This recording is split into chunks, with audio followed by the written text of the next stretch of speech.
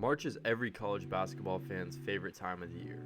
Every year it gives fans memories they'll always remember. The hype that builds up for the tournament will always get people excited. And 2020 was no different. Tons of great teams and players ready to show the country what they've been waiting for. Many players getting ready for their last rides, just for their opportunity to get suddenly stripped out of nowhere.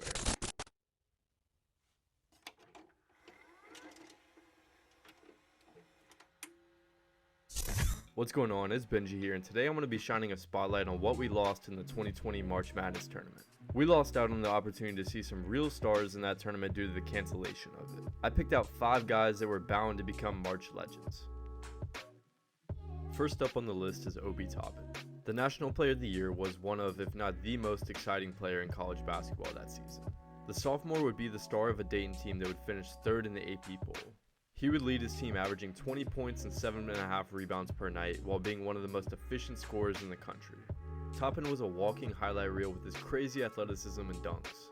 From posters to blocks to East Bays, he did it all. If he got to play in the tournament, he would have been the biggest social media star by far. Not to mention his Dayton team that year was good too. Only losing 2 games on the year, the Flyers were bound for a deep run in March. Fortunately for Toppin, he already made his way on the draft board, so not playing in March didn't hurt him too much. He has a good NBA career going and should be in the league for a few more years after this. But it's still disappointing how we were robbed from one of the most exciting college players' March Madness run. Next up on the list is Marcus Howard. Yet another great player that never got the chance at a run he deserved. Howard would be the best scorer in all of college basketball, averaging almost 28 a game. Some of his best scoring performances would include a 51-point game, a 42-point game, and a 40-point game. He would get All-American honors on the season and lead Marquette to an 18-12 record. Howard was known for his lights-out three-point shooting ability and quickness. He would end the season on an absolute tear, averaging 33 a game over his last 5 games. He got hot at the right time to get everyone's attention in March. Now, how far Marquette would have made it in the tournament is questionable, but there's no doubt Howard would have given us some fun moments whether they were a first-round exit or made it all the way to the Final Four. With Howard's senior season abruptly ending, he would enter the draft. He would get drafted in the 2nd round, but due to being undersized and not really having a role carved out for him, he would fail to stick in the NBA.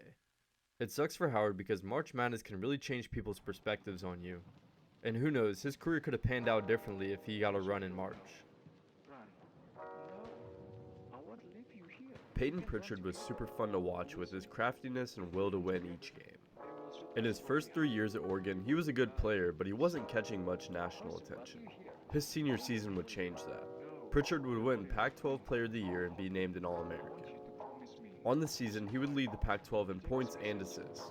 While not the most explosive athlete or walking bucket like the other two, Pritchard was fun to watch based off his crafty ways to get buckets or create for others. His pure passion for the game would show off every time he stepped onto the court, and that's what made him so fun to watch. He would lead Oregon to 13th in the final AP poll. There's no doubt in my mind that he would have cemented himself as a March Madness star.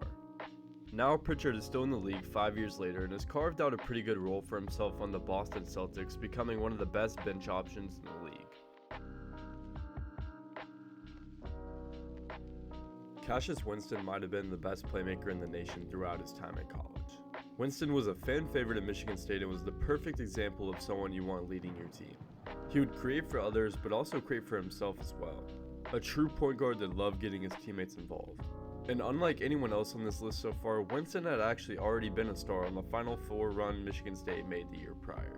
So making another run his senior season was bound to happen. He would be named an All-American his senior season, averaging 18 points and 6 assists per game. Winston and his teammate Xavier Tillman would be one of the best duos in the Big Ten in 2020. Michigan State would finish 1st in the Big Ten and 9th in the final AP poll.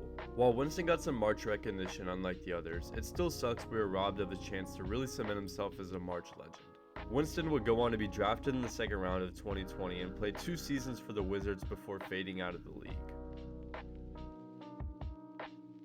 Last on the list is Seton Hall's Myles Powell. Powell was a high-volume scoring guard that never saw a shot he didn't like.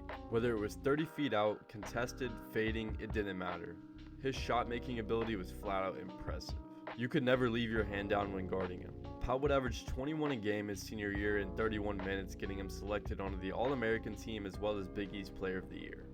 Seton Hall would be 15th in the final poll and was ready to make a run in March. Powell actually made the tournament all those years at Seton Hall, but never really got his March stardom he deserved. His senior season was supposed to be the year he was going to get it, but yet again another player that had their spotlight stolen from them. After his college career, he would find a way onto an NBA roster, but would only play 11 games and hasn't been in the league since 2022. Overall, it sucks what we lost out on in the tournament that year. Tons of fun players that have worked their whole career to get a spotlight just for them to earn a chance but get it taken away from them.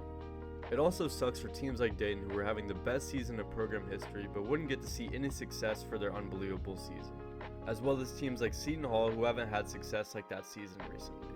It really makes you think what could have been that year, but I know for certain these guys would have established themselves in March.